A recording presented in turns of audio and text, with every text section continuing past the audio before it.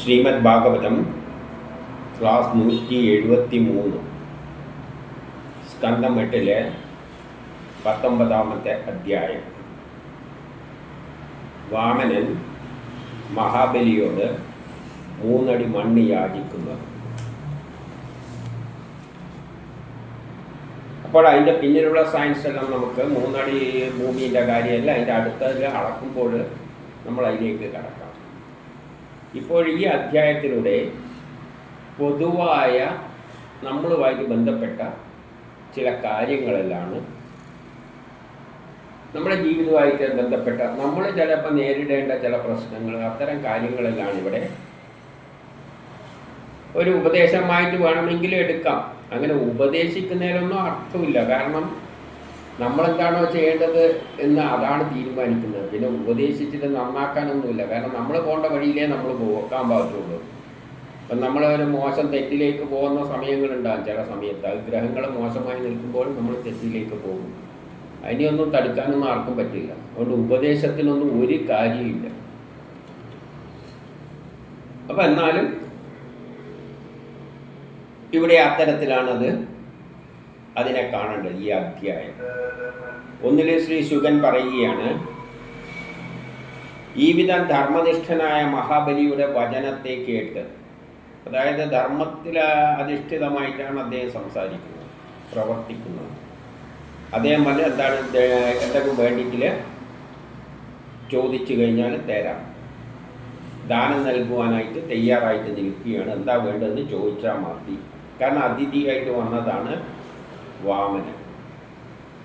സംതൃപ്തനായ വാമന ഭഗവാൻ അദ്ദേഹത്തെ അഭിനന്ദിച്ച ശേഷം അരുൾ ചെയ്തു. 2 പറയാണ്, അങ്ങയുടെ വാക്ക് പ്രിയങ്കരമാണ്, എല്ലാവർക്കും ഇഷ്ടപ്പെടുന്ന തരത്തിലാണ് പറഞ്ഞിരിക്കുന്നത്, വാസ്തവമാണ്, സത്യമേ പറയുള്ളൂ. പിന്നെ വംശമഹിമക്കുതകുന്നതാണ്, അങ്ങയുടെ വംശത്തിൻ്റെ മഹിമ അതിന് യോജിച്ചത് തന്നെയാണ് അങ്ങ് പറഞ്ഞിരിക്കുന്നത്. ധർമ്മത്തോട് ചേർന്നതാണ്, ധർമ്മത്തിനനുസരിച്ചിട്ടുള്ളത് തന്നെയാണ് പറഞ്ഞിരിക്കുന്നത്. കീർത്തി നൽകുന്നതാണ്, അങ്ങയുടെ വാക്കുകൾക്ക് കീർത്തി ഉണ്ടാകും. ശുക്രപ്രഹ്ലാദികൾ, ശുക്രാചാര്യരും പ്രഹ്ലാദനും പോലെയുള്ളവരുടെ മാർഗം, അവർ ഫോളോ ചെയ്ത മാർഗത്തിന് അനുസൃതവുമാണ്.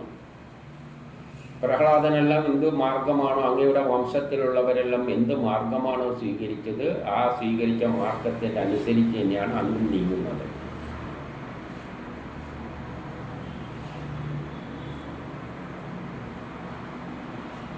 പിന്നെ 3 പറയുകയാണ്, ബ്രാഹ്മണന് ദാനം നൽകാതെയും തരാമെന്ന് പറഞ്ഞ് കൊടുക്കാതെയും മാറുന്ന ലുബ്ധന്മാരും ആരും, അങ്ങനെയുള്ള ലുബ്ധന്മാരാരും ഈ വംശത്തിൽ ഉണ്ടായിട്ടില്ല.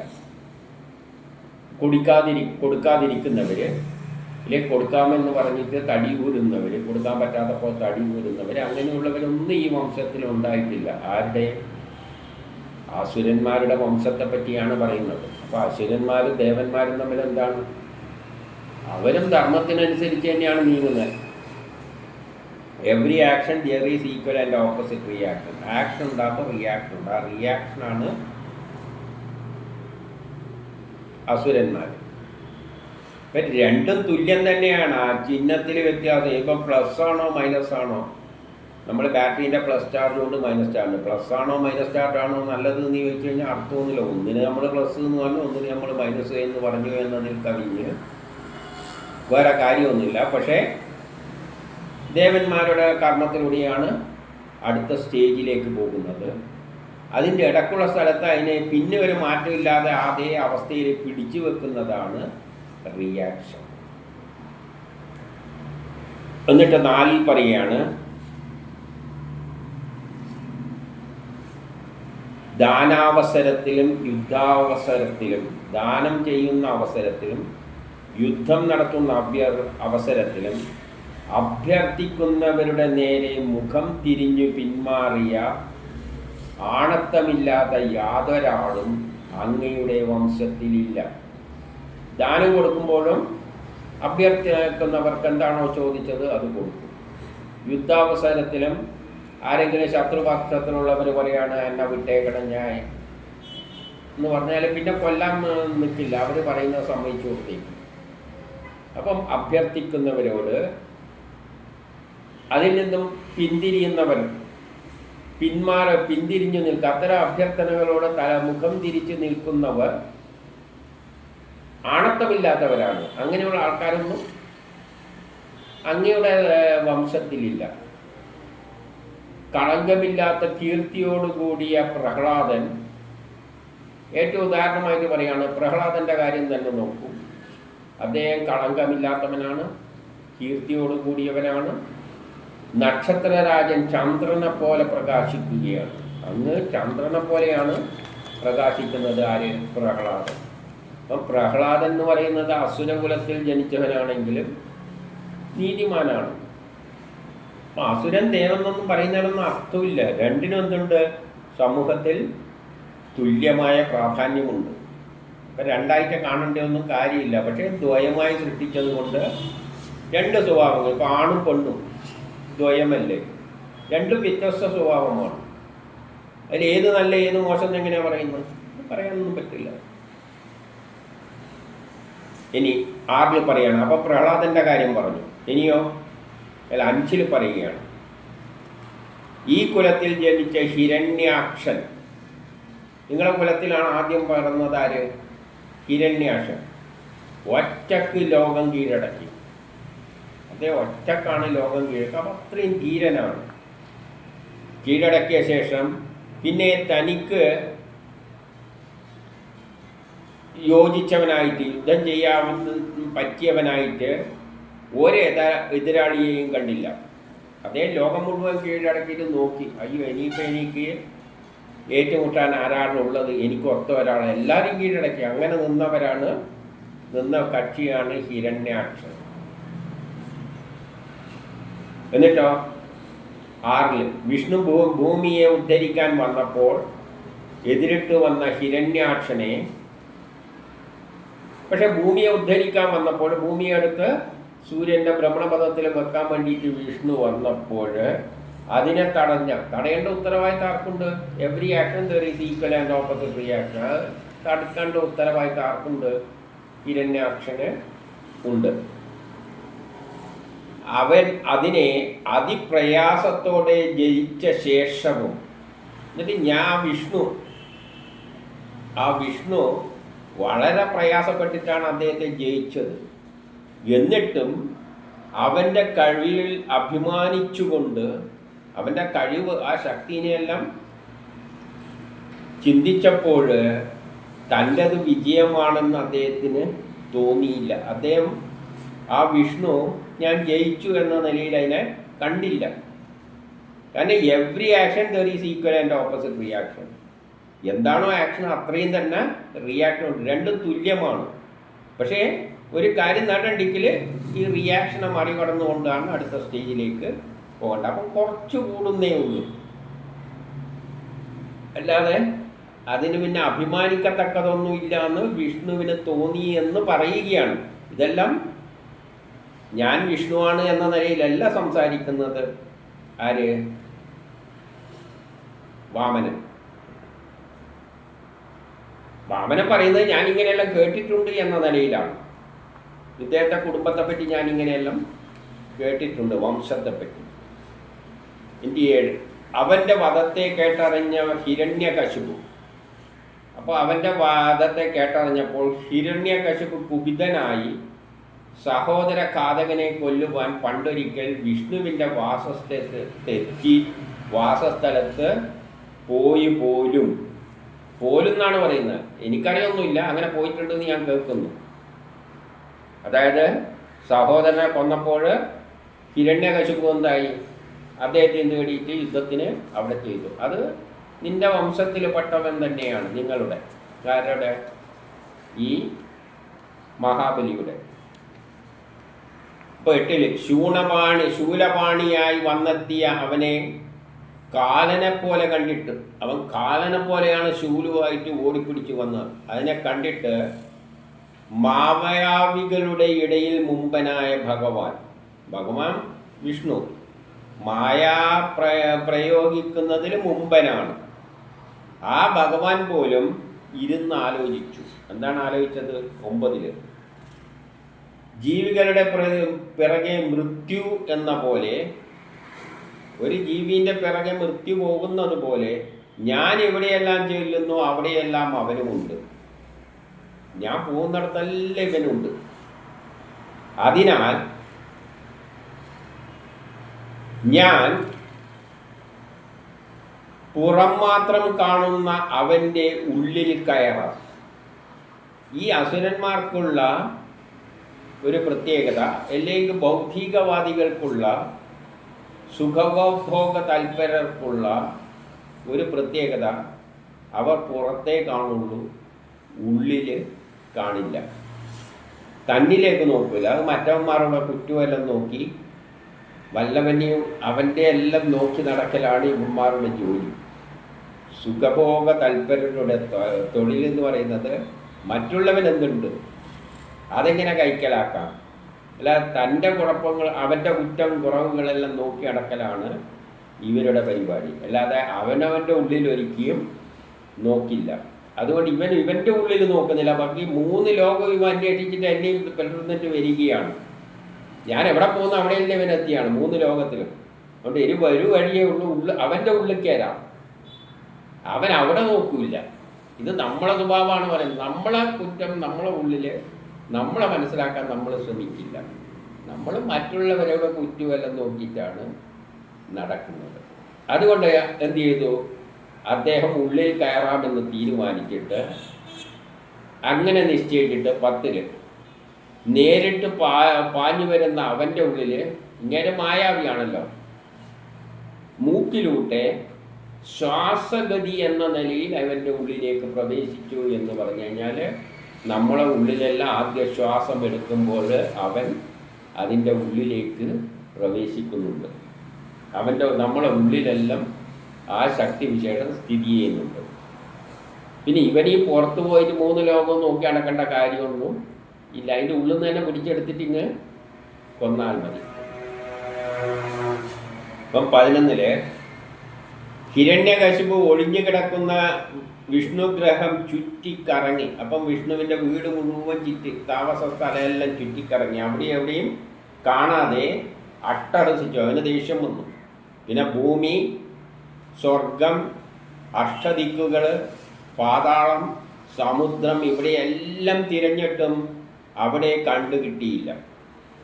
നമ്മളെ പോലെ തന്നെ നമ്മൾ ഈശ്വരനെ അന്വേഷിച്ചിട്ട് എല്ലായിടത്തും അന്വേഷിച്ച് നടക്കുകയാണ്.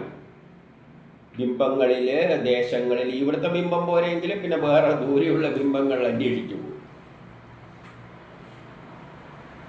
പിന്നെ ഇതെല്ലാം കഴിഞ്ഞാൽ പിന്നെ ഒരു പോക്കുണ്ട് ഹിമാലയത്തിൽ. ഇനി ബിംബങ്ങളൊന്നുമില്ല. ആ ഹിമാലയത്തിൽ ചിലപ്പോൾ അവിടെ ഇരിക്കുന്നുണ്ടെങ്കിൽ, അപ്പോൾ ഹിമാലയത്തിലേക്ക്, തീർത്ഥസ്ഥലങ്ങളിലേക്ക് ഇങ്ങനെ കറങ്ങിയടിക്കുക. ആശായിരിക്കുന്നത് നമ്മളെ ഉള്ളിലാണ്. അത് നോക്കാതെ, അത് മനസ്സിലാക്കാതെ ഈ ഭൗതികവാദികളായ അസുരന്മാർ ഈ വിഷ്ണുവിനെയും തിരക്കിക്കൊണ്ട് ലോകം മുഴുവൻ കറങ്ങുകയാണ്. നമ്മളൊന്ന് ചിന്തിച്ചു നോക്കി ഇതിലൂടെ. അതാണ് ഞാൻ പറഞ്ഞത്, ഇതിലൂടെ നമുക്ക് ചില സന്ദേശങ്ങളാണ് നൽകുന്നത്. നമ്മൾ മണ്ടന്മാരാണ്. നമ്മൾ ഉള്ളിൽ തന്നെ ആശാനിരിക്കുന്നുണ്ട്. ഇത് കാണാതെ കുളിച്ചൊരുങ്ങി നേരെ അമ്പലത്തിലേക്ക് പോകും. അവിടെ കിടക്കുകയാണ് ഈശ്വരൻ. ഉള്ളിലുള്ള ഈശ്വരനെ കാണുന്നില്ല. കാണുകയാണ്. വേദം തന്നെ പറഞ്ഞ മുമ്പിലൊരു ഭർത്താവുണ്ട്, ഭർത്താവ് ഈശ്വരനാണ്. അതൊന്നും പറ്റില്ല. അതൊന്നും നമ്മൾ അംഗീകരിക്കില്ല. നമ്മൾ ഭാഗവതം എല്ലാം കലക്കി കുടിച്ചവരാണ്. നമ്മൾ ഭാഗവതത്തിൽ പണ്ഡിതനാണ്, ഭാഗവത ആചാര്യനാണ്, ബ്രഹ്മശ്രീയാണ് എന്നെല്ലാം പറഞ്ഞ് നടക്കും. പക്ഷെ ഈശ്വരനെ കണ്ടിക്കൽ അടുത്തുള്ള അമ്പലത്തിൽ പോകും.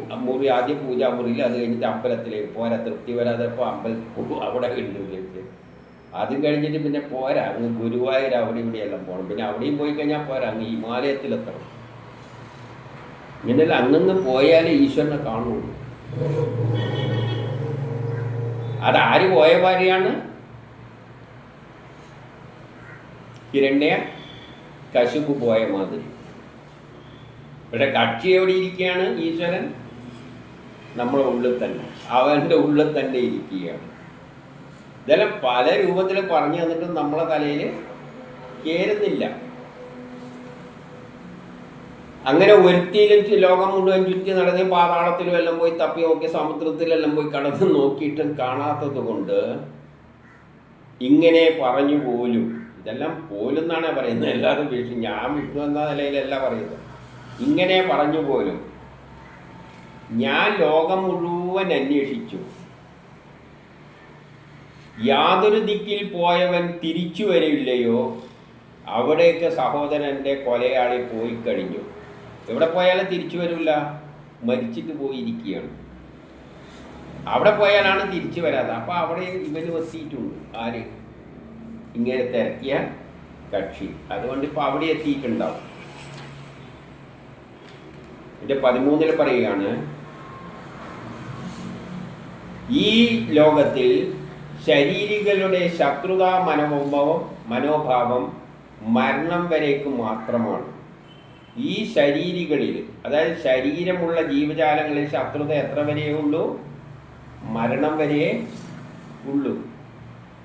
അപ്പം അങ്ങേര് പോയി, ഇനിയിപ്പോൾ ശത്രുത വെച്ചിട്ട് എന്താ കാര്യം? കോപം അറിവില്ലായ്മയിൽ നിന്നും ഉണ്ടായതും, കോപം ഉണ്ടാകുന്നത് അറിവില്ലായ്മയിൽ നിന്നാണ്. ഒരാളോട് കോപം തോന്നാൻ കാരണം എന്താണെന്ന് വെച്ചാൽ അത് രണ്ടും രണ്ടാണെന്ന് തോന്നുന്നതുകൊണ്ടാണ്. നേരെ മറിച്ച് രണ്ടും ഒന്നാണ്, രണ്ടുമായി ഈശ്വരൻ തന്നെയാണ് എന്ന് ചിന്തിച്ചു കഴിഞ്ഞാൽ പിന്നെ എങ്ങനെയാ കോപം ഉണ്ടാകുന്നത്? അതുകൊണ്ട് കോപം അറിവില്ലായ്മയിൽ നിന്നാണ് ഉണ്ടാകുന്നത്. ആ അറിവില്ലായ്മയിൽ നിന്നാണ് അഹങ്കാരം വളരുന്നത്. അപ്പോഴാണ് ഈ അഹങ്കാരവും കേരി വരുന്നത്. പിന്നെ 14 പറയാണ്, ഞങ്ങളുടെ പിതാവ് പ്രഹ്ലാദന്റെ പുത്രനായ വിരോചനനാണ് ബ്രാഹ്മണപ്രിയനായ അദ്ദേഹം.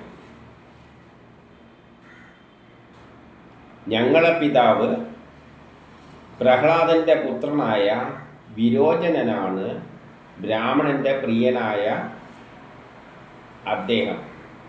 തൻ്റെ ആയുസ്സിനെ ബ്രാഹ്മണ വേഷം ധരിച്ചു കൊണ്ടുവന്ന ദേവകൾക്കായി അറിഞ്ഞുകൊണ്ട് തന്നെ തരാൻ യാചിച്ചപ്പോൾ ദാനം ചെയ്തു.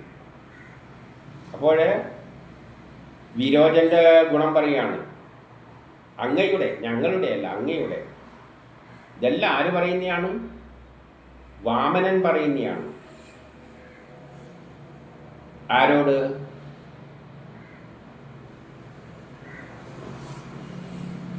മഹാബലിയോട്. അദ്ദേഹത്തിൻ്റെ കുടുംബത്തിൻ്റെ മഹാത്മ്യം പറയുകയാണ്. അങ്ങയുടെ പിതാവ് പ്രഹ്ലാദൻ, അതായത് മഹാബലിയുടെ പിതാവ് ആരാണ്? പ്രഹ്ലാദൻ്റെ പുത്രനായ വിരോചനനാണ്. മഹാബലിയുടെ പിതാവ് പ്രഹ്ലാദൻ്റെ പുത്രനായ വിരോചനനാണ്. പ്രഹ്ലാദൻ്റെ എല്ലാം കാര്യം പറഞ്ഞ്, പിന്നെ ഹിരണ്യാക്ഷൻ ഹിരണ്യകശുവിൻ്റെ എല്ലാം പറഞ്ഞ്, ഇനി ഇദ്ദേഹത്തിൻ്റെ പിതാവിൻ്റെ വർണ്ണനയും പറയുകയാണ്. ഇദ്ദേഹമാകട്ടെ, വിരോചനനാകട്ടെ ബ്രാഹ്മണപ്രിയനായിരുന്നു. അദ്ദേഹത്തിന് ബ്രാഹ്മണന്മാരോടെല്ലാം വലിയ ഇഷ്ടമായിരുന്നു. ഇപ്പം ബ്രാഹ്മണൻ എന്നതുകൊണ്ട് യഥാർത്ഥത്തിൽ അത് ദേവനോ അസുരനോ ഒന്നും ആകണമെന്നില്ല. ദേവനും അസുരന്മാരിലും ബ്രാഹ്മണന്മാരുണ്ട്. അതുകൊണ്ടല്ലേ ശുക്രാചാര്യർ ബ്രാഹ്മണരാണല്ലോ ഇദ്ദേഹം രക്ഷിച്ചത്. അപ്പം ബ്രാഹ്മണരെന്ന് പറയുമ്പോൾ എല്ലാം ദേവന്മാരാണെന്നുള്ള ചിന്തയൊന്നും വേണ്ട. ബുദ്ധിയുള്ളവനും വേദങ്ങളെ മനസ്സിലാക്കുന്നവനാണ്. ശുക്രാചാര്യർക്ക് നല്ലോണം വേദപണ്ഡിത്യമെല്ലാം ഉണ്ട്. രാഹുവിന് നല്ല പാണ്ഡിത്യമെല്ലാം ഉണ്ട്. അതുകൊണ്ട് ബ്രാഹ്മണൻ എന്നത് ഏതെങ്കിലും ഒരു വിഭാഗത്തിൻ്റെ ആണെന്നുള്ള ഒരർത്ഥവും വേണ്ട. ജ്ഞാനമുള്ളവൻ ബ്രാഹ്മണനാണ്, ബ്രഹ്മരഹസ്യം മനസ്സിലാക്കാവുന്നവൻ. ഇപ്പം ശുക്രാചാര്യര ഭൃഗു, നേരത്തെ പറഞ്ഞില്ലേ, ഭൃഗുവല്ലാണ് ഇദ്ദേഹത്തെ രക്ഷിച്ചത്. അതുകൊണ്ട് വിരോചൻ എന്താണ്? നല്ല ബ്രാഹ്മണ ഭക്തനാണ്. അതുകൊണ്ട് തൻ്റെ ആയുസ്സിനെ തന്നെ എന്തു ചെയ്തു? ബ്രാഹ്മണ വേഷം ധരിച്ച് ചിലവർ വന്നിട്ട്, ദേവതകൾ വന്നിട്ട് അദ്ദേഹത്തോട് ദാനം ചോദിച്ചപ്പോൾ അദ്ദേഹത്തിൻ്റെ ശരീരത്തെ തന്നെ വിട്ടുകൊടുത്തു. അദ്ദേഹത്തിന് അറിയാൻ വന്നിരിക്കുന്നത് വേഷം മാറി വന്ന ദേവന്മാരാണെന്ന്.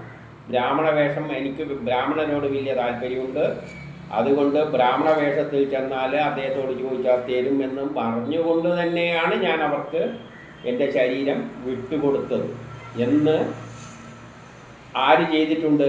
വിരോചനൻ ചെയ്തിട്ടുണ്ടെന്ന് പണ്ട് അങ്ങനെ നിങ്ങളുടെ പിതാവ്, അതായത് മഹാബലിയുടെ പിതാവ് അങ്ങനെ ബ്രാഹ്മണർക്ക് വേണ്ടി ശരീരം വിട്ടുകൊടുത്തിട്ടുണ്ട്. പക്ഷെ വന്നിരിക്കുന്ന ദേവന്മാരാണ്, ബ്രാഹ്മണന്മാരുടെ വേഷം കെട്ടി വന്നതാണ്, അത് അറിഞ്ഞുകൊണ്ട് തന്നെയാണ് കൊടുത്തിരിക്കുന്നത്. ഇനി 15 ഗൃഹസ്ഥാശ്രമികളായ ബ്രാഹ്മണരാലും അപ്പം അവിടെ ദേവന്മാർ പോലും ബ്രാഹ്മണ വേഷം കെട്ടി എന്ന് പറഞ്ഞാൽ ദേവന്മാരൊന്നും എന്തല്ല, ബ്രാഹ്മണരൊന്നും അല്ല. ദേവതകളിൽ ഉൾപ്പെടുന്നത് കല്ലും മണ്ണും എല്ലാം ദേവതകളാണ്. കല്ലിനെയെല്ലാം നമുക്ക് ബ്രാഹ്മണൻ എന്ന് പറയാൻ പറ്റുമോ? ഇല്ല. അപ്പം ബ്രാഹ്മണനെന്ന് നമ്മൾ ചിന്തിക്കുമ്പോൾ ദേവന്മാരും അസുരന്മാരും എന്നെല്ലാം പറയുമ്പോൾ ദുര്യോധനാദികളെല്ലാം ബ്രാഹ്മണനാണോ അല്ലയോ എന്നെല്ലാം ചോദിച്ചു കഴിഞ്ഞാൽ അതിനൊന്നും തരതിരിപ്പൊന്നുമല്ല. ബ്രാഹ്മണൻ എന്നതിൻ്റെ അർത്ഥം ഇത്രയേ ഉള്ളൂ, ബ്രഹ്മത്തെ മനസ്സിലാക്കാൻ ശ്രമിക്കുന്നവർ, ജ്ഞാനി എന്നതാണ്. ഇനി ഗൃഹസ്ഥാശ്രമികളായ ബ്രാഹ്മണരായാലും, അപ്പോൾ ഇദ്ദേഹത്തിൻ്റെ കുടുംബത്തിൽ തന്നെ എന്തുണ്ട്? ബ്രാഹ്മണരായിട്ടുള്ള ആൾക്കാരുണ്ട്. ഗൃഹസ്ഥാശ്രമികളായ ബ്രാഹ്മണരാലും മഹാബലിയുടെ കുടുംബത്തിൽ തന്നെ ഗൃഹസ്ഥാശ്രമികളായ ജ്ഞാനികളായ ബ്രാഹ്മണരാലും പരാക്രമികളായ പൂർവികന്മാരും. പരാക്രമികളാകുമ്പോൾ ആരായിരിക്കും? ക്ഷത്രിയ സ്വഭാവമുള്ളവരായിരിക്കും. ക്ഷത്രിയ സ്വഭാവമുള്ള ആൾക്കാരും അങ്ങയിലുണ്ട്. നിസ്സീമമായ കീർത്തിയോടുകൂടിയ മറ്റുള്ളവരും, നിസ്സീമമായ കീർത്തിയോടുകൂടിയ മറ്റുള്ളവരും, അതിലെന്തെല്ലാം പറയാം? ബ്രാഹ്മണ, ക്ഷത്രിയ, വൈശ്യ, ശൂദ്രന്മാരെയെല്ലാം പെടുത്താം. അംഗീകരിക്കപ്പെട്ട അങ്ങനെയുള്ള കുടുംബത്തിൽ ഇതെല്ലാം അവർ അംഗീകരിക്കപ്പെട്ട ധർമ്മത്തെ അങ്ങും അനുഷ്ഠിച്ചിട്ടുണ്ട്. അപ്പോൾ അവരെല്ലാം അംഗീകരിച്ചിട്ടുള്ള ധർമ്മം, അവരെല്ലാം ധർമ്മം തന്നെയാണ് അംഗീകരിച്ചിരിക്കുന്നത്, അനുഷ്ഠിച്ചിരിക്കുന്നത്. അത് തന്നെയാണ് അങ്ങും അനുഷ്ഠിക്കുന്നത്. അപ്പോൾ അങ്ങയുടെ കുടുംബത്തിലുള്ള എല്ലാവരും, ഈ ആൾക്കാർ മാത്രമല്ല, ഈ ഹിരണ്യാകശിപു ഇതൊന്നും മാത്രമല്ല, പ്രഹ്ലാദനും മാത്രമല്ല, എല്ലാ കുടുംബത്തിലുള്ള എല്ലാവരും തന്നെ ധർമ്മത്തിന് അനുഷ്ഠിച്ച് പ്രവർത്തിക്കുന്നവരാണ്. അപ്പം പിന്നെ അങ്ങ് ആ കൂട്ടത്തിലായിരിക്കുമെന്നുള്ള കാര്യത്തിൽ ഒരു സംശയവും ഇല്ല. അതിനാൽ 16-ാമത്തെയാണ്. അതിനാൽ വരദാനങ്ങളിൽ ശ്രേഷ്ഠനായ, വരം നൽകുന്നതിൽ അല്ല, വരദാനങ്ങൾ ദാനം നൽകുന്നതിൽ ശ്രേഷ്ഠനായ അങ്ങയുടെ പക്കൽ നിന്നും, അപ്പം അവരുടെ എല്ലാം കൂട്ടത്തിൽ ഏറ്റവും ശ്രേഷ്ഠനായിട്ടാണ് അങ്ങയെ കാണുന്നത്. അങ്ങയിൽ നിന്നും ഞാൻ എൻ്റെ കാലുകൊണ്ട് അളന്നെടുക്കുന്ന 3 അടിയോളം ഭൂമിയെ വരിക്കുന്നു. എനിക്ക് അങ്ങിൽ നിന്നും എൻ്റെ കാലുകൊണ്ട് ഞാനൊരു 3 അടി അളന്നു കൊള്ളാം, അത് മാത്രം തന്നാൽ മതി. 17 ലോകങ്ങളുടെ ഏകനാഥനായ അങ്ങിൽ നിന്നും മറ്റൊന്നും ഞാൻ ആഗ്രഹിക്കുന്നില്ല. ലോകത്തിൻ്റെ നാഥനാണ് അങ്ങ്. ഇപ്പോൾ മഹാബലിയാണ് 3 ലോകത്തിൻ്റെയും നാഥൻ.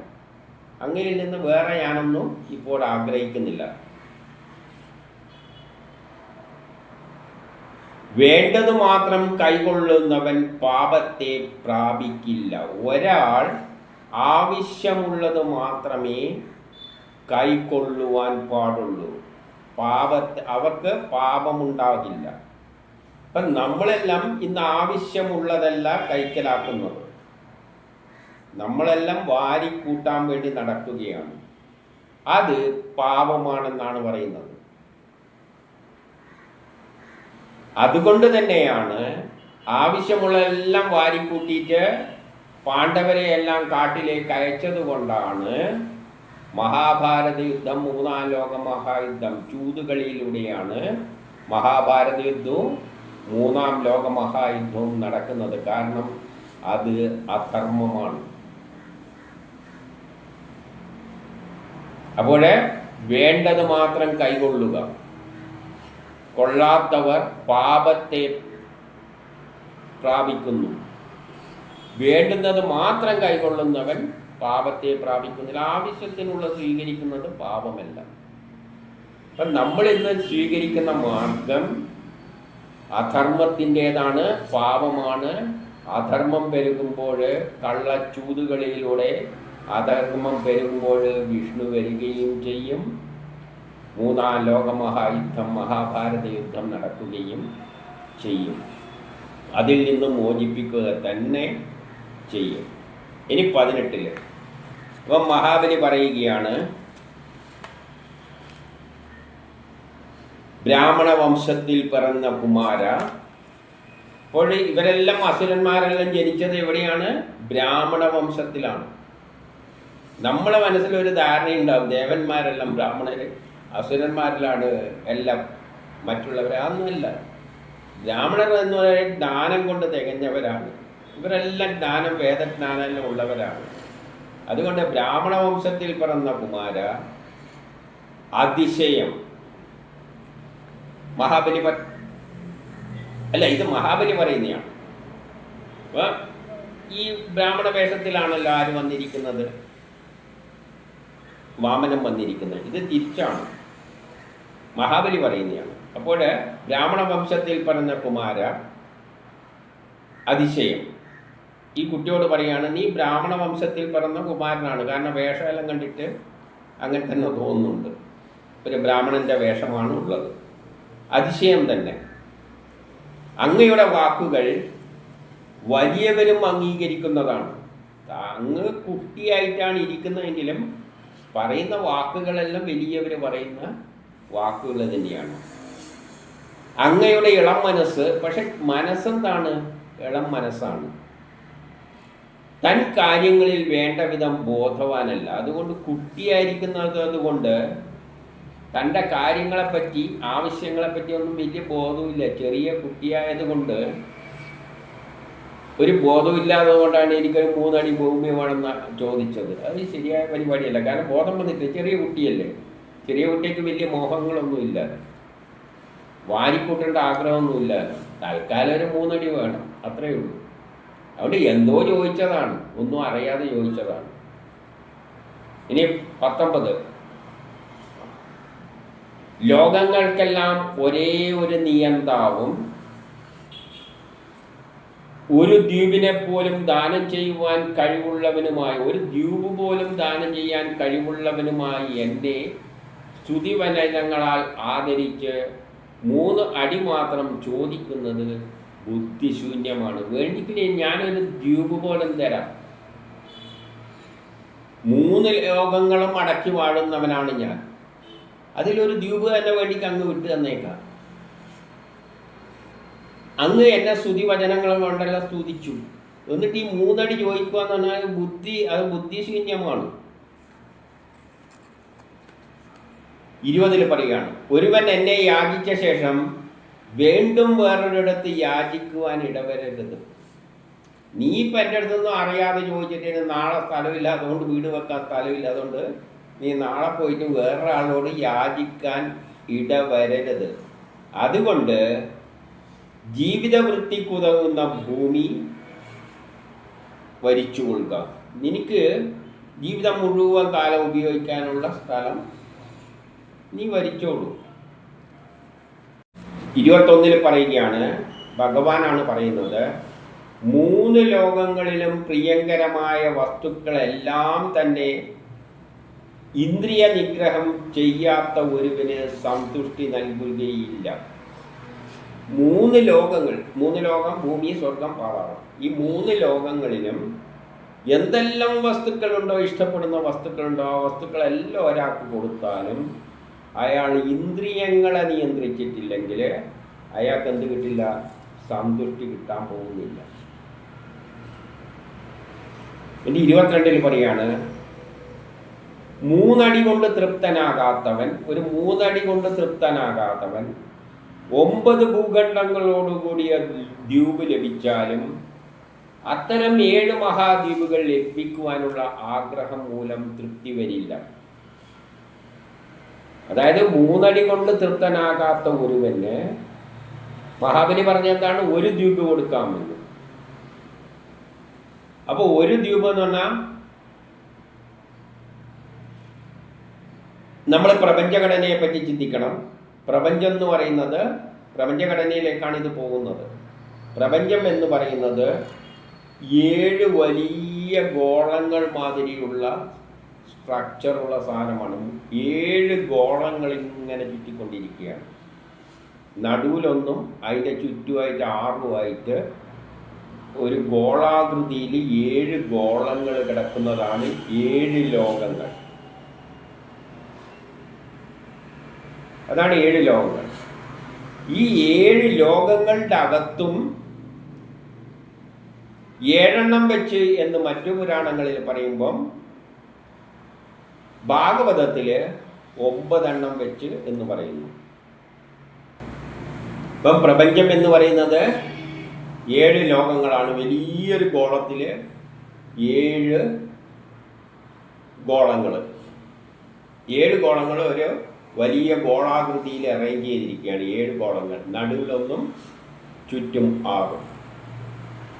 എന്നിട്ട് ഇതിൻ്റെ ഓരോന്നിൻ്റെയും അകത്ത് 7 ചെറിയ ഗോളങ്ങൾ വെച്ചുണ്ട്. പക്ഷേ ഒന്നിൽ 9 ഉണ്ട് എന്ന് ഭാഗവതം പറയുന്നു. അപ്പോൾ 9. അപ്പോൾ അങ്ങനെ മറ്റുള്ള പുരാണങ്ങളിലാണ് 7 എന്ന് പറഞ്ഞത്. അപ്പം നമുക്കിപ്പോൾ 7 വെച്ചിട്ട് തന്നെ അങ്ങ് പോകാം. ഇവിടെ 9 എന്ന് പറയുന്നുണ്ടെങ്കിലും 7 വെച്ചിട്ട് പോകാം. ഇനി അല്ലെങ്കിൽ നടുവിലെത്തേലും 9 ആയിരിക്കും, ബാക്കിയെല്ലാം 7 ആയിരിക്കും. അങ്ങനെ 7 7 49 എന്ന് മറ്റുള്ള പുരാണങ്ങളിൽ പറയുമ്പോൾ ചിലയിടത്ത് 50 എന്ന് പറയുന്നുണ്ട്. അപ്പോൾ ആകുമ്പോൾ നടുവിലേതന്നെ ചിലപ്പോൾ 9 ആക്കിയിട്ടുണ്ടാവും. അല്ല എല്ലാം 9 ആക്കി മാറ്റി ഭാഗവതം പറയുന്ന നിലയിലാണെങ്കിൽ എല്ലാം 9 ആക്കി എന്ന് പറയേണ്ടി വരും. അപ്പോൾ 9 7 63 ആയി പോകും. എന്തോ ആകട്ടെ. അപ്പോൾ ഇവിടെ പറഞ്ഞത് ഒന്നിൻ്റെ അകത്ത് 9 വെച്ചിട്ടുണ്ട്. അതിനാണ് മരുത്തുക്കൾ എന്ന് പറയുന്നത്. അങ്ങനെ എത്ര മരുത്തുക്കളുണ്ട്? 49 മരുത്തുക്കളുണ്ട്. അത് 50 ആകാം, 9 വെച്ച് ഡിവൈഡ് ചെയ്തതെന്നാണ് 9 7 63 ആകാം. അതെത്രയോ ആകട്ടെ. അപ്പോൾ 9 വെച്ചിട്ടുള്ള ഒരു ദ്വീപ്, അതായത് ഒരു ലോകം മുഴുവൻ കൊടുത്താലും, അതായത് 3 അടി കൊണ്ട് തൃപ്തിയാകാത്തവന് 9 ഒരു ദ്വീപ് കൊടുത്താലും 9 മരുത്തുക്കളുള്ള ഒരു ദ്വീപ്, അതാണ് ഒരു ലോകം. അങ്ങനെ എത്ര ലോകമുണ്ട്? 7 ലോകമുണ്ട്. അപ്പോൾ ഒരു ലോകം മുഴുവൻ 9 മരുത്തുക്കളുള്ള ഒരു ലോകം, ഒരു ദ്വീപ്. ദ്വീപ് എന്ന് പറയാം, അതിൻ്റെ ചുറ്റും 7ൻ്റെ ചുറ്റും വെള്ളമുണ്ട്, വേർതിരിച്ചിരിക്കുകയാണ്. പണ്ട് കാണിച്ചതാണ് ഇതേപോലെ ഒരു ഗോളാകൃതിയിൽ 3 3 6 7 ഉണ്ട്. ഇതാണ് 7 ലോകങ്ങൾ. ഓരോന്നിൻ്റെ അകത്തും 7 വെച്ച് അല്ലെങ്കിൽ 9 വെച്ചുണ്ട്. അങ്ങനെ 3 അടി കൊണ്ട് തൃപ്തിയാകാത്തവന് ഈ ഒരു ദ്വീപ്, ഇതിൻ്റെ ഇടക്കെല്ലാം വെള്ളം മാതിരിയാണ് സങ്കല്പിച്ചിരിക്കുന്നത്. അപ്പോൾ ഇതെല്ലാം ദ്വീപ് സമാനമാണ്. ഇതിൻ്റെ ഇടക്കും വെള്ളമാണ്. അപ്പം ഈ ഒന്ന് മുഴുവൻ കൊടുത്താലും അവന് തൃപ്തിയാവില്ല. അവനെന്ത് വേണം? ബാക്കി ഇതും കൂടിയും വേണം. അപ്പോൾ 3 അടി കൊണ്ട് തൃപ്തനാകാതെ 9 ഭൂഖണ്ഡങ്ങളോട് കൂടിയ ദ്വീപ് ലഭിച്ചാലും അത്തരം 7 മഹാദ്വീപുകൾ ലഭിക്കുവാനുള്ള ആഗ്രഹം മൂലം തൃപ്തി വരില്ല. അപ്പോൾ മുഴുവൻ കിട്ടണം എന്നുള്ള ആഗ്രഹം വരും. 1 കിട്ടിയാൽ 10. എന്നിട്ട് 23 ഒരു ഉദാഹരണവും പറയുകയാണ്. 7 ദ്വീപുകളുടെയും ആധിപത്യം വഹിച്ച, ഇങ്ങനെ 7 ലോകങ്ങളുടെയും ആധിപത്യം വഹിച്ച പൃഥ്വി, ഗയൻ തുടങ്ങിയ രാജാക്കന്മാർ ഭോഗവസ്തുക്കൾ കൊണ്ട് ആശയുടെ അതിരുകളിലേക്ക് എത്തിയവരല്ല. അതായത് ആശ അവർക്കും ആശ തീർന്നിട്ടില്ല. ആശയുടെ അതിരുകളിൽ അവർ എത്തിയിട്ടില്ല എന്നെല്ലാം കേട്ടിട്ടുണ്ട്. അപ്പം ഈ പൃഥ്വിയും ഗയനും എല്ലാം 7 ലോകങ്ങളും കിട്ടിയവനാണ്. എന്നിട്ട് അവർക്കും അതിൻ്റെ ആഗ്രഹമൊന്നും തീർന്നതായിട്ട് കേൾക്കുന്നില്ല. ഇനി 24, ദൈവഗത്യാ ലഭിച്ചത് കൊണ്ട് സന്തോഷിക്കുന്നവൻ സുഖമായി ജീവിക്കുന്നു.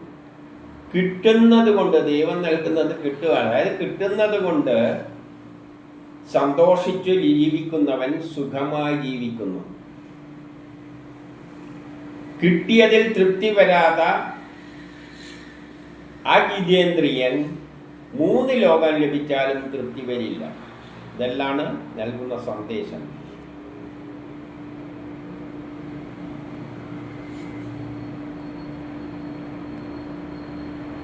ഇരുപത്തഞ്ചിൽ പറയാണ്, അർത്ഥത്തിലും കാമത്തിലും ഊന്നിയുള്ള ഈ അസംതൃപ്തി. ഈ അസംതൃപ്തി ഏതിലൂടെയാണ് വരുന്നത്? അർത്ഥത്തിലും കാമത്തിലും ഊന്നിയുള്ള ഈ അസംതൃപ്തി ജീവനെ സംസാര ബന്ധത്തിന് കാരണമാക്കുന്നു. ജീവനെ ഈ സംസാരവുമായിട്ട് ബന്ധിപ്പിക്കുന്നു. അതായത് ഒരു മോക്ഷം ലഭിക്കാൻ അവർക്കൊന്നും ഒരു വഴിയുമില്ല. ദേവേച്ഛയാ ലഭിക്കുന്നത് ഉണ്ടാവുന്ന മനസ്സംതൃപ്തി സംസാരമുക്തിക്ക് കാരണമാകും.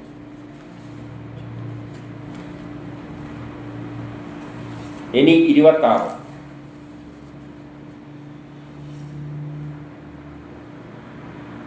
ദേവേച്ഛയാൽ ലഭിച്ചതുകൊണ്ട് സംതൃപ്തനായ ബ്രാഹ്മണന്റെ തേജസ് വർദ്ധിക്കുന്നു. കിട്ടിയതുകൊണ്ട് തൃപ്തനാകുന്ന ബ്രാഹ്മണൻ, ബുദ്ധിമാനായ മനുഷ്യന്റെ തേജസ് വർദ്ധിക്കും.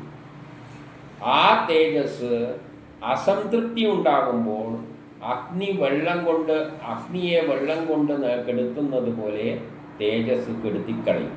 അപ്പോൾ എപ്പോൾ അതിർത്തി ഉണ്ടാകുന്നോ അപ്പോൾ അവൻ്റെ തേജസ്സെല്ലാം ഉള്ള തേജസ്സും കൂടിയും നശിക്കും. ആകയാൽ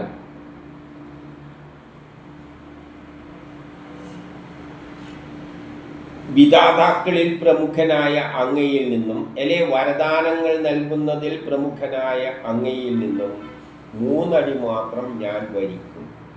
അതുകൊണ്ട് ഞാൻ കൃതാർത്ഥനാണ്. എനിക്ക് അത്രയും മതി, 3 മതി. സമ്പത്ത് ആവശ്യത്തിന് വേണ്ടിയിടത്തോളം മാത്രമേ ആകാവൂ. അതാണ് വിഷ്ണു പറയുന്നത്. സമ്പത്ത് ആവശ്യത്തിനുള്ള വേണ്ടിയുള്ളിടത്തോളം മാത്രമേ ആകാവൂ. ഇന്ന് നമ്മൾ അതിനല്ല ശ്രമിക്കുന്നത്, ആവശ്യത്തിനുള്ള സമ്പത്തല്ല. അതുകൊണ്ട് തന്നെയാണ് ചൂതുകളിയുടെ രാഷ്ട്രമെന്ന്, ചൂതുകളിയുടെ ലോകമെന്ന് പറയുന്നത്. സമ്പത്ത് വാരിക്കൂട്ടാൻ ശ്രമിക്കുകയാണ്. അതാണ് മഹാഭാരത യുദ്ധത്തിലേക്ക്, 3ാം ലോകമഹായുദ്ധത്തിലേക്ക് ലോകത്തെ നയിക്കാൻ പോകുന്നത്. ഇനി 28 ശ്രീ സുഗൻ പറയുകയാണ്, ഇതെല്ലാം കേട്ട ചക്രവർത്തി ചിരിച്ചുകൊണ്ട് ഇച്ഛിച്ചത് സ്വീകരിച്ചാലും എന്ന് പറഞ്ഞിട്ട് ആ ദാനം നൽകുവാൻ വേണ്ടി ജലപാത്രം കയ്യിലെടുത്തു. അപ്പോൾ അവിടെ ഉണ്ടായിരുന്ന വിജ്ഞാനിയായ ശുക്രാചാര്യർ 29 പറയുകയാണ്, വിഷ്ണു ഭഗവാന്റെ ഉദ്ദേശിച്ച കാര്യം മനസ്സിലാക്കി. അദ്ദേഹത്തിന് മനസ്സിലായി ഇത് വിഷ്ണുവാണ് വന്നിരിക്കുന്നത്. ഭൂമിയെ ദാനം ചെയ്യുവാൻ ഒരുങ്ങുന്ന ശിഷ്യനെ പറഞ്ഞു ധരിപ്പിക്കുകയാണ്. അല്ലയോ രാജാവേ, 30 ഈ ബാലൻ സാക്ഷാൽ മഹാവിഷ്ണുവാണ്. അപ്പം ബാലൻ എന്ന് പറയുമ്പോൾ നമ്മളൊന്ന് മനസ്സിലാക്കേണ്ടത്,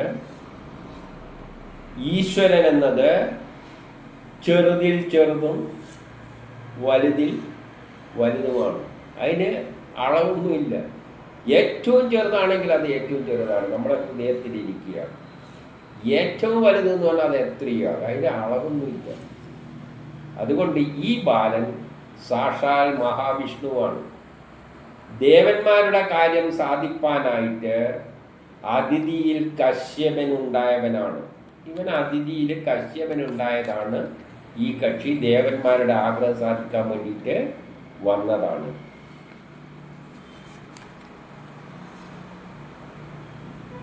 ഇനി 31 വരുവാൻ പോകുന്ന കാര്യത്തെക്കുറിച്ച് ബോധവാനാകാത്ത ഇവന് വാക്ക് കൊടുത്തത് നന്നായില്ല എന്നാണ് എൻ്റെ അഭിപ്രായം. എനിക്ക് വരാൻ പോകുന്ന സംഭവങ്ങളെ പറ്റിയൊന്നും വലിയ ബോധമൊന്നുമില്ല. അങ്ങനെ കൊടുത്ത വാക്കാണ്, ആ വാക്ക് കൊടുത്തത് ശരിയായില്ല എന്നാണ് എൻ്റെ അഭിപ്രായം. അസുരന്മാർക്ക് വലിയ ആപത്ത് അന്യായം വന്നു വിട്ടിരിക്കുകയാണ്. അതുകൊണ്ട് അസുരന്മാർക്ക് ഇവിടെ വലിയ അന്യായമാണ് വന്നുപെട്ടിരിക്കുന്നത്. 32. മായാലി രൂപം ധരിച്ച വിഷ്ണു മായാരൂപം ധരിച്ചിട്ട് ഈ രൂപത്തിൽ വന്നിരിക്കുകയാണ്. നിന്റെ സ്ഥാനവും ഐശ്വര്യവും ലക്ഷ്മിയെയും പ്രതാപത്തെയും കീർത്തിയെയും പിടിച്ചെടുക്കും, എന്നിട്ട് ഇന്ദ്രന് സമ്മാനിക്കാൻ പോകുന്നു. ഇവിടെ സ്ഥാനവും ഐശ്വര്യമെല്ലാം പോകട്ടെ, ലക്ഷ്മിയെയും. അപ്പൊ ലക്ഷ്മി ആരാണ്? വിഷ്ണുവിൻ്റെ ഭാര്യ. അപ്പം വിഷ്ണുവിൻ്റെ ഭാര്യ ഇന്ദ്രൻ്റെ കൂടി അല്ല, ഈ മഹാബലിയുടെ കൂടിയാണോ? കഥയിൽ കഥാപാത്രമായിട്ട് എടുത്തു കഴിഞ്ഞാൽ ലക്ഷ്മിയെ ആർക്ക് കൊടുത്തിരിക്കുകയാണ്? ഇപ്പോൾ ആരെ കൈമലാണുള്ളത്? മഹാബലിയുടെ. നാളെ വിഷ്ണു അത് പിടിച്ചിട്ട് ആർക്ക് കൊടുക്കും? ഒരു സ്ത്രീയായിട്ട് ചിന്തിച്ചാലുള്ള കുഴപ്പമാണ് ഞാനീ പറയുന്നത്. വിഷ്ണുവിനെ ലക്ഷ്മിനെ പിടിച്ചിട്ട് ആർക്ക് കൊടുക്കും? ദേവേന്ദ്രന് കൊടുക്കും. അതാണ് ഇവിടെ പറഞ്ഞു വെച്ചിരിക്കുന്നത്. എന്താണ് ഈ ലക്ഷ്മി? പുരുഷനും പ്രകൃതിയും. ആ പുരുഷനാണ് വിഷ്ണു, പ്രകൃതിയാണ് ഈ ലക്ഷ്മി. ഈ പ്രപഞ്ചത്തെയാണ് ലോകം ആര്? മഹാബലി വാഴുന്നത്. അപ്പം മഹാബലിയുടെ ഈ പ്രപഞ്ചത്തെയാണ്, പ്രകൃതിയെയാണ് ലക്ഷ്മിയായിട്ട് കാണേണ്ടത്. അല്ലാതെ ഒരു സ്ത്രീയായിട്ട് കണ്ടു കഴിഞ്ഞാൽ ആകെ എല്ലാം കൂടി കുളത്തിലാവും. അർത്ഥം ശരിക്കും മനസ്സിലാക്കണം. കഥയിൽ വേഷം എല്ലാം കിട്ടിയിട്ട് അവതരിപ്പിക്കും. പക്ഷെ ആ രൂപത്തിലെടുത്തുകൊണ്ട ലക്ഷ്മി എന്ന് പറയുന്നത് ഈ സൗഭാഗ്യമാണ്. സീത എന്നത് പ്രകൃതിയാണ്, പാഞ്ചാലി എന്നത് പ്രകൃതിയാണ്, ആ വ്യവസ്ഥിതിയാണ്, ആ സൗഭാഗ്യമാണ്. ഈ നിലയിലെല്ലാം കണ്ടോണം. അല്ലാതെ അതെല്ലാം ഓരോ സ്ത്രീ ആ രൂപത്തിൽ എടുത്തു കഴിഞ്ഞാൽ ഇവിടെ ആ സ്ത്രീ ലക്ഷ്മി ഇപ്പോൾ മഹാബലിയുടെ കൂടെ നിൽക്കുകയാണ്. നാളെ അതിനെ പിടിച്ചിട്ട് വിഷ്ണു എന്ത് ചെയ്യും? ഇന്ദ്രന് കൊടുക്കും. ഇനി 33 അവൻ 3 അടിയാൽ ലോകമെല്ലാം അളക്കും. അവൻ്റെ അടി എന്ന് പറയുന്ന ഭയങ്കര അടിയാണ്. അവൻ്റെ അടിയാൽ 3 ലോകമെല്ലാം അളക്കും. തനിക്കുള്ളതെല്ലാം വിഷ്ണുവിന് കൊടുത്തിട്ട് എങ്ങനെ ഉപജീവനം നടത്തും? നീ ഇതെല്ലാം വിഷ്ണുവിന് കൊടുത്തിട്ട് എങ്ങനെയാണ് നീ ജീവിക്കാൻ പോകുന്നത്? ഇനി 34 ആദ്യ അടിയാൽ അവൻ ഭൂമി അളക്കും. ഭൂമി എന്ന് പറയുമ്പോൾ ഭൂമിയുടെ അകത്താണല്ലോ പാതാളം ഉള്ളത്. അപ്പോൾ ഒരടി കൊണ്ട് ഭൂമിയും ആ പാതാളം എല്ലാം കളന്ന് ഓനെടുത്തോളും. രണ്ടാമത്തേത് കൊണ്ട് സ്വർഗവും മുകളിലുള്ള, ഭൂമിക്ക് മുകളിലുള്ള സ്വർഗവും അന്തരീക്ഷവും എല്ലാം അവൻ അളന്നെടുത്തോളും. മൂന്നാമത്തെ അടി അവൻ എവിടെ വെക്കും? നിന്റെ അടുത്ത് ഈ 3 ലോകമല്ലേ ഉള്ളൂ. ഇപ്പം 2 കൊണ്ട് ഇവൻ ഇതെല്ലാം അളന്നു കഴിയും. ഇനി 3ാമത്തെ അടി നീ അവൻ എവിടെ വെക്കും? അതാണ് ചോദ്യം. 35 അതിനാൽ വാഗ്ദാനം ചെയ്യാൻ കഴിയാത്ത നിന്റെ സ്ഥാനം നരകത്തിലായിട്ട് ഞാൻ കരുതുന്നു. അപ്പോൾ നിനക്ക് വാഗ്ദാനം നടത്താൻ പറ്റില്ല. അപ്പം നീ പറഞ്ഞത് സാധിപ്പിച്ചു കൊടുക്കാൻ പറ്റില്ല. വാഗ്ദാനം ചെയ്താൽ കൊടുക്കണ്ടേ? 2 നിന്നെ കൊണ്ട് കൊടുക്കല്ല, 2 നിന്റെ കയ്യിലുള്ളൂ. പിന്നെ നീ 3ാമത്തെ എങ്ങനെ കൊടുക്കും? അത് കൊടുക്കാൻ പറ്റാൻ കഴിഞ്ഞാൽ നീ പാപിയായി മാറി. നീ പിന്നെ നരകത്തെ പോയി കിടക്കേണ്ടവരാണ്. ഒരു വാഗ്ദാനം ചെയ്തിട്ട് കൊടുത്തിട്ടില്ലെങ്കിലോ വലിയ കുറ്റമല്ലേ അത്? അതുകൊണ്ട് നിന്റെ സ്ഥാനം നരകത്തിലാകാൻ പോവുകയാണെന്ന് ഞാൻ കാണുന്നു. കാരണം നിന്റെ വാഗ്ദാനം നിറവേറ്റാൻ നിനക്കാവില്ല. നീ കൊടുത്ത വാഗ്ദാനം നിറവേറ്റാൻ നിന്നെ കൊണ്ടാവില്ല. ഇനിയോ 36 സ്വജീവിതം നശിപ്പിച്ചുകൊണ്ട് ചെയ്യുന്ന ദാനത്തെ ആരും പ്രശംസിക്കില്ല. സ്വന്തം ജീവിതത്തെ നശിപ്പിച്ചുകൊണ്ട് ചെയ്യുന്ന ദാനത്തെ ആരും പ്രശംസിക്കാൻ പോകുന്നില്ല. കാരണം ദേഹരക്ഷയ്ക്ക് വഴിയുള്ളവന് മാത്രമാണ് ദാനവും യജ്ഞവും തപസ്സും എല്ലാം സാധ്യമാവുക. ശരീരം ഉണ്ടെങ്കിലല്ലേ ദാനം ഇതെല്ലാം പൂർത്തീകരിക്കാൻ പറ്റൂ. ശരീരം പോലും ഇല്ലാതെ ആയിക്കഴിഞ്ഞാൽ പിന്നെ എങ്ങനെയാണ് ഇത് പൂർത്തീകരിക്കുക? അപ്പോൾ ശരീരം നഷ്ടപ്പെടുത്തിക്കൊണ്ടുള്ള ദാനമൊന്നും ആരും പ്രശംസിക്കാൻ പറ്റുന്നില്ല. പ്രശംസിക്കില്ല, ചെയ്യാൻ പറ്റില്ല. കാരണം അതിന് അർഹതയില്ല. ശരീരം പോലും നഷ്ടപ്പെട്ടി കഴിഞ്ഞാൽ പിന്നെ എങ്ങനെ ദാനം നൽകുക? ഇനി 37 പറയാണ് ധർമ്മകാര്യങ്ങൾക്ക് വേണ്ടി. അപ്പം നമ്മൾ ചെയ്യുന്ന കർമ്മങ്ങളെല്ലാം ധർമ്മത്തിനനുസരിച്ചായിരിക്കണം. ഒന്നാമത്തെ. അപ്പം അതിന് കുറച്ച് സമ്പത്ത് വേണ്ടി വരും, ധാർമ്മികമായ പ്രവർത്തികൾക്ക് വേണ്ടിയിട്ട്. 2, കീർത്തി ഉണ്ടാക്കാൻ വേണ്ടിയിട്ട്. നമ്മൾ പ്രവർത്തിക്കുന്നത് ലോക പുരോഗതിക്കാണ്. പുരോഗതിക്ക് വേണ്ടി പ്രവർത്തിക്കുമ്പോൾ കുറച്ച് കീർത്തിയെല്ലാം ഉണ്ടാകും. അപ്പോൾ അതിനും കുറച്ച് സമ്പത്തിൻ്റെ ആവശ്യം വരും.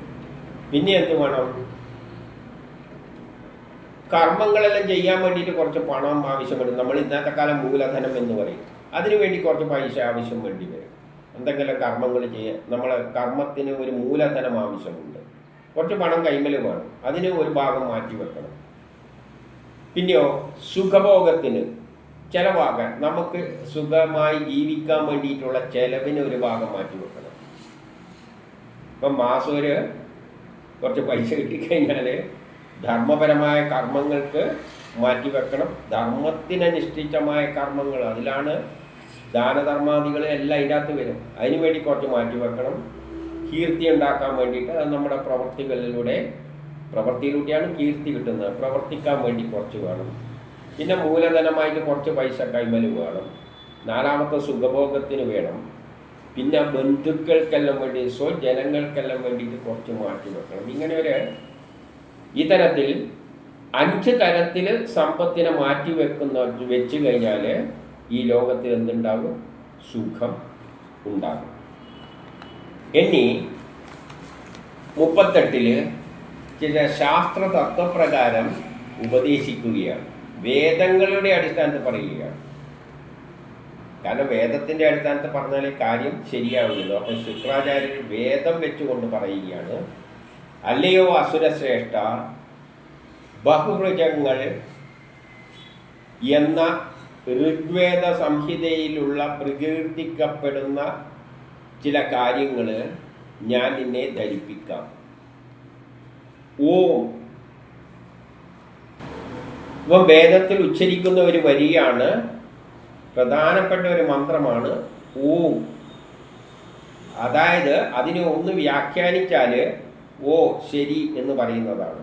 ഓ ആരൊക്കെ എന്തൊക്കെ പറഞ്ഞാൽ ഓ. പക്ഷെ ഓം എന്ന് പറഞ്ഞാൽ ആ പ്രപഞ്ചം ഉണ്ടാകുന്നതിന് പിന്നിലുള്ള ഒരു ശാസ്ത്രതത്വം ചുരുക്കി പറഞ്ഞതാണ്. ഇവിടെ ഇദ്ദേഹം വ്യാഖ്യാനിക്കുന്നത് ഓം. ഓം എന്ന് പറഞ്ഞാൽ ഓ ശരി, ഓ ശരി, അത് സത്യമാണ്. ഓ നമ്മൾ ആരോടെങ്കിൽ എന്തൊക്കെ പറയുമ്പോൾ ഓ ശരി എന്ന് പറയുന്നത് ശരിയാണ്, സത്യമാണ്. ആ അർത്ഥമാണ് അതിനുള്ളത്. ആ ഓമിന് ആത്മീയതയിലേക്കൊന്നും പോകില്ല. ഓ ഓ ശരി. ആരെങ്കിലും പറയും ഓ ശരി ഈ പറയുന്ന അർത്ഥത്തിൽ. ന എന്ന് പറഞ്ഞാൽ ഇല്ല, അത് നിഷേധമാണ്, അത് അസത്യമാണ്. ന എന്ന് പറയുന്നത് നിഷേധമാണ്, അത് അസത്യമാണ്. അതാണ് ആദ്യത്തെ വാക്കിൻ്റെ ഒരു ഓം എന്നതും ന എന്നതുകൊണ്ടും വേദത്തിൽ പറയുന്നതിൻ്റെ ഒരർത്ഥം മനസ്സിലാക്കേണ്ടത്. ഇനി 30. അപ്പോൾ ഓം എന്ന് പറയുന്നത് സത്യമാണ്. ഓ ശരി, സത്യമാണ്, അത് ബ്രഹ്മമാണ്. ന എന്ന് പറയുന്നത് അസത്യമാണ്, അത് നിഷേധമാണ്. ഇനി 39 പറയാണ്, സത്യത്തെ അപ്പോൾ ഭൂമി എന്ന് പറയുന്നത് സത്യമാണ്. സത്യം ബ്രഹ്മമാണ്. സത്യത്തെ ദേഹമാകുന്ന വൃക്ഷത്തിലെ ഫലമൂലാദികളായിട്ട് കാണുക. ദേഹമാകുന്ന ശരീരത്തിലെ വൃക്ഷം, ശരീരത്തെ ഒരു വൃക്ഷമായി എടുത്താൽ ഒരു വൃക്ഷത്തിലെ ഫലമൂലാദികളാണ് സത്യം. ആ വൃക്ഷത്തിലെ ഫലമൂലാദികളാണ് സത്യം. അത് ദേഹമില്ലാതപ്പോൾ ഉണ്ടാവുകയില്ല. അപ്പം വൃക്ഷമുണ്ട്, ഫലമൂലാദികളാണ് സത്യം. അപ്പം ഫലമൂലാദികൾ സത്യമായി ഇരിക്കുന്ന ഫലമൂലാദികൾ ഉണ്ടെങ്കിൽ ശരീരമുണ്ടാകണം, അല്ലേ വൃക്ഷമുണ്ടാകണം. വൃക്ഷമുണ്ടെങ്കിലേ ഫലമൂലാദികൾ ഉണ്ടാവുകയുള്ളൂ. ഫലമൂലാദികളാണ് സത്യം എന്ന് വിചാരിച്ചാൽ അതിന് വൃക്ഷമുണ്ടാകണം. അല്ലെങ്കിൽ ശരീരത്തെ വൃക്ഷമായിട്ട് കാണാനാണ് പറഞ്ഞതെങ്കിൽ ശരീരമുണ്ടാകണം. ശരീരമുണ്ടെങ്കിലേ സത്യമുള്ളൂ എന്നാണ് പറയുന്നത്. അപ്പൊ സത്യം നടപ്പാക്കേണ്ടെങ്കിൽ ഈ ശരീരം ഉണ്ടാകണം. എന്നാൽ ഈ ശരീരമാകട്ടെ അസത്യമാണ്.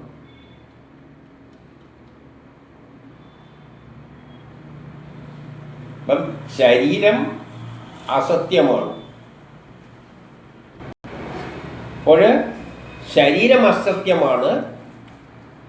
ശരീരം ഉണ്ടെങ്കിൽ മാത്രമേ സത്യമുണ്ടാവുകയുള്ളൂ. സത്യമാവുന്ന ഫലമൂലാദികൾ പുരുഷത്തിൽ ഉണ്ടാവുകയുള്ളൂ. അപ്പോൾ സത്യം എന്നത് ഫലമൂലാദികളാണ്. അത് ശരീരം ഉണ്ടെങ്കിൽ മാത്രമേ നിലനിൽക്കുകയുള്ളൂ. പക്ഷേ ഈ ശരീരം എന്ന് പറയുന്നത് അസത്യമാണ്. കാരണം ശരീരം പണ്ടേ പറയുന്നുണ്ടല്ലോ, ഇത് മിഥ്യയാണ്, ഇതിന് അർത്ഥമൊന്നുമില്ല എന്ന്. അപ്പം ശരീരം അസത്യമാണ്. അതുകൊണ്ട് അവിടെ ശരിയോ തെറ്റോ എന്ന് ചിന്തിക്കുന്നതിന് വലിയ കാര്യമില്ല. ഈ ശരീരത്തിൻ്റെ കാര്യത്തിൽ ശരീരം ഉണ്ടെങ്കിൽ മാത്രമേ എന്തുള്ളൂ, സത്യവും ധർമ്മവും ഉള്ളൂ. സത്യധർമ്മം ഉണ്ടാകണ്ടെങ്കിൽ, സത്യം ഉണ്ടാകണ്ടെങ്കിൽ ശരീരം ഉണ്ടാകണം. പക്ഷേ ശരീരം എന്ന് പറയുന്നത് അസത്യമാണ്. അതിന് വലിയ കാര്യമൊന്നുമില്ല. അപ്പോൾ ശുക്രാചാര്യർ ഉപദേശിക്കുന്ന, വേദം വെച്ച് ഉപദേശിക്കുന്ന ഒരു രഹസ്യം പറയുകയാണ്. ഇനി 40 ആണിവേരറ്റുപോയ മരം, ഒരു മരത്തിൻ്റെ ആണിവേരറ്റുപോയാൽ മരം എന്തായിപ്പോ കാലതാമസം വീണ മറഞ്ഞു വീഴും. ആണിവേരറ്റുപോയാൽ മരം എന്താവും, ഉണങ്ങി വീഴും. അതുപോലെ നിലനിൽപ്പില്ലാത്ത വചനം ശരീരത്തെ നശിപ്പിക്കും.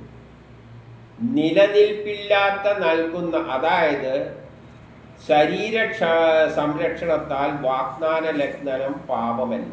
കാരണം ശരീരം എന്താണ്, അസത്യമാണ്. യഥാർത്ഥത്തിൽ അതൊരു മായയാണ്. അത് കാര്യമായിട്ട് അങ്ങനെയൊന്നും ഇല്ല. ശരീരം എന്നത് ഇല്ല. എന്നാൽ ആ ശരീരം ഉണ്ടെങ്കിൽ മാത്രമേ എന്തുള്ളൂ, ഫലമുണ്ടാവുകയുള്ളൂ, സത്യമുള്ളൂ.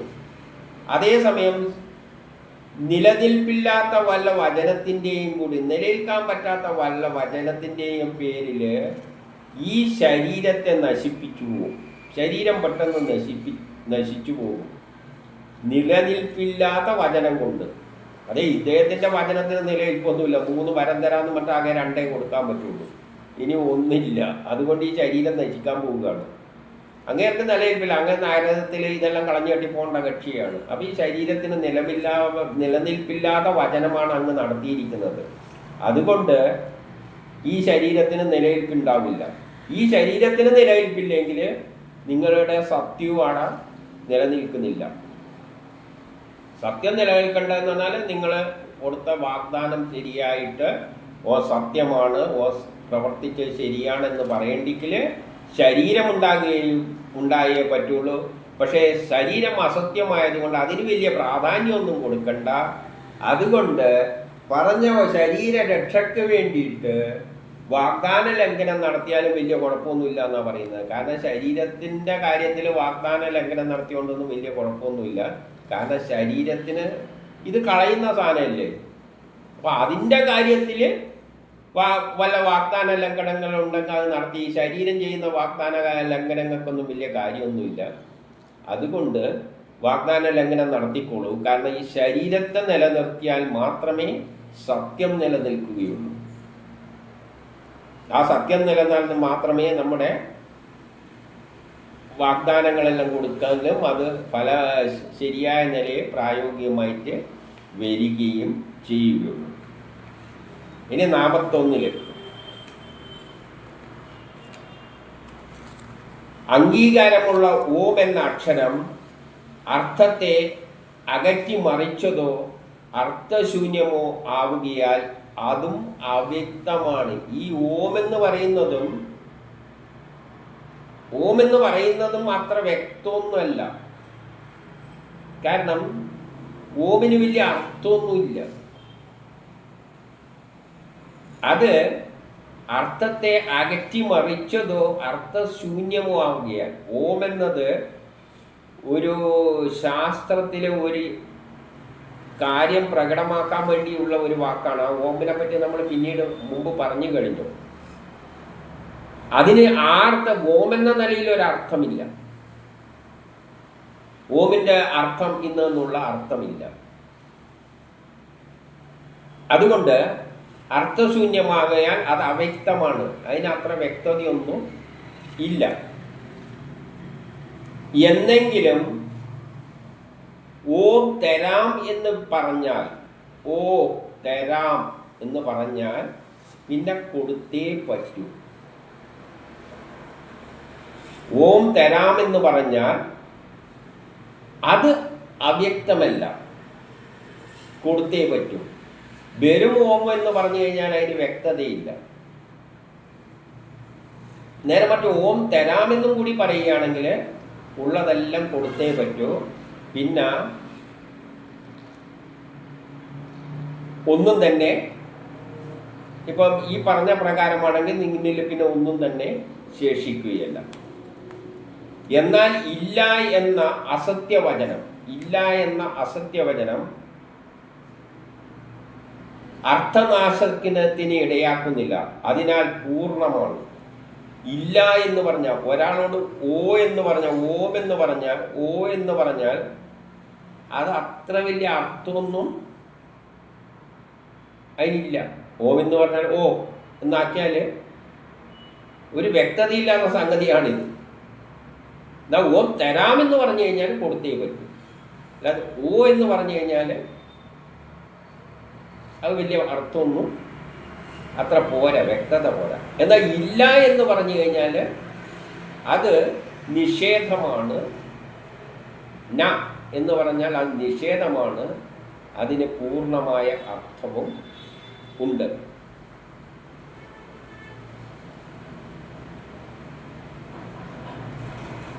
അപ്പോൾ ന എന്നത് പൂർണ്ണ അർത്ഥമുള്ളതാണ്. ഓ എന്ന് പറയുന്നത് ഓം എന്ന് പറയുന്നതിന് അത്ര വ്യക്തമല്ല. ഓം തരാമെന്ന് പറയുമ്പോൾ അതിൻ്റെ കൂടെ ഒന്നും കൂടി ചേർത്താൽ മാത്രമേ എന്താവുന്നുള്ളൂ, പൂർണ്ണമാകുന്നുള്ളൂ. എന്നാൽ ന എന്ന് പറയുന്നത് വളരെ വ്യക്തമാണ്. പറ്റൂല എന്ന് പറയുന്നത് നിഷേധം വളരെ വ്യക്തമാണ്. അതിന് പിന്നെ ഒരു ആശയക്കുഴപ്പവും ഇല്ല. അപ്പോൾ ഒരാളോട് ചോദിച്ചാൽ ന എന്ന് പറഞ്ഞു കഴിഞ്ഞാൽ എന്താണ് അതിൻ്റെ അർത്ഥം? തരാൻ മനസ്സില്ല എന്ന് തന്നെ. അപ്പോൾ എൻ്റെ ആ അർത്ഥത്തിന് വേറെ ചോദ്യമൊന്നുമില്ല. ഓ എന്ന് പറയുന്ന പോലെയല്ല ഇത്. അതിന് കുറച്ച്, അതായത് വാക്കുകൾ കൊണ്ട് ചെറിയ മാറ്റങ്ങളെല്ലാം വരുത്തിയിട്ടും നമ്മൾ എന്ത് ചെയ്യണം, അത് അടുത്തതിൽ പറയുന്നുണ്ട് കുറച്ചും കൂടി വ്യക്തമായിട്ട്. അപ്പം വാക്കുകളിൽ ഓം എന്ന് പറയുന്നതും ന എന്ന് പറയുന്നതിലും വ്യക്തത കുറവുണ്ട്. ഓം എന്ന് പറഞ്ഞാൽ ഓ ശരി എന്ന അർത്ഥമേ ഉള്ളൂ. അതിനും അത്ര വ്യക്തതയൊന്നും പോരാ.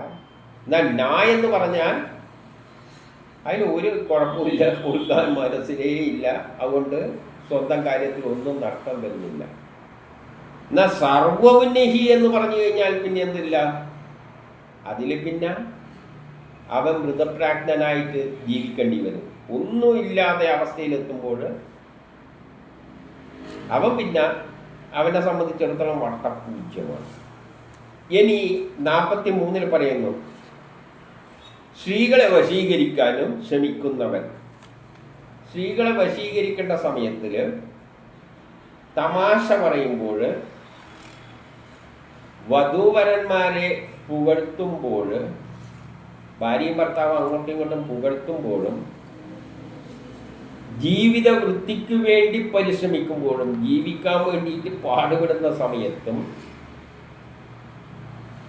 വല്ല ജീവോപായം സംഭവിക്കുന്ന അവസരത്തിലും, ജീവനെന്തെങ്കിലും ആപത്ത് സംഭവിക്കുന്ന സമയത്തും, പശുവിനെ ബ്രാഹ്മണരെയെല്ലാം രക്ഷിക്കുന്ന സമയത്തും, രക്ഷിക്കാൻ വേണ്ടിയിട്ടും, ആർക്കെങ്കിലും പ്രാണാപത്ത് വന്നു വിടുമ്പോഴും, ആരുടെയെങ്കിലും എന്തൊക്കെ ആപത്ത്, പ്രാണന് ആപത്തെല്ലാം വരുമ്പോൾ, ഇപ്പോൾ ഒരാൾക്ക് ഡോക്ടർ പറയുകയാണ് ഇപ്പോൾ ഇയാൾ മരിക്കും, ഉടനെ ഒരു മരുന്ന് വാങ്ങിക്കൊണ്ട് തരണം എന്ന് വരുമ്പോൾ, നമ്മൾ ആരടുത്തെങ്കിലും പോയിട്ട് കള്ളത്രാണം ചോദിച്ചാൽ നാളെ തന്നെ പൈസ കൊണ്ട് തരാം, ഇവൊന്നും എൻ്റെ അടുത്ത് പൈസ ഒന്നും ഉണ്ടാവില്ല, നാളെ ഉണ്ടാവില്ല, ഒരു വർഷം കഴിഞ്ഞാലും കൊടുക്കാനുണ്ടാവില്ല. എന്നാൽ ഈ വിലയുള്ള മരുന്ന് കൊടുത്തേ പറ്റും. അപ്പം നമ്മൾ ഒരാളടുത്ത് പോയിട്ട് പറയുകയാണ് നാളെ തന്നെ പൈസ തരാം, അത് ആശുപത്രിയിൽ ഓപ്പറേഷൻ കിടക്കുകയാണെന്ന് പറഞ്ഞാൽ അയാൾ ഇന്ന് തരും ആ സാധനം. അങ്ങനെയുള്ള അവസരങ്ങളിലും